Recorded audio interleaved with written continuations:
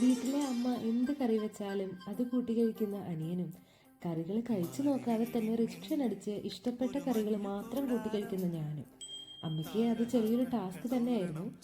എന്നാൽ ഞാൻ ഏറ്റവും കൂടുതൽ റിജക്റ്റ് ചെയ്തിട്ടുള്ള ഒരു കറികളിൽ ഒന്നായിരുന്നു കേട്ടോ ഈ സോയാബീൻ.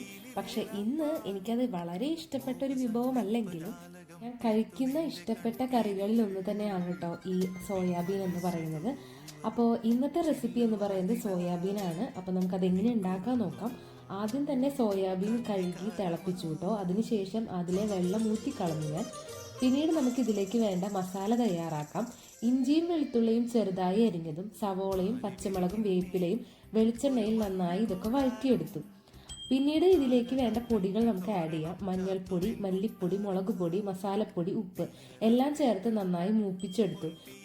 ഇതിലേക്ക് തക്കാളി കൂടെ ഇട്ട് കൊടുത്തു.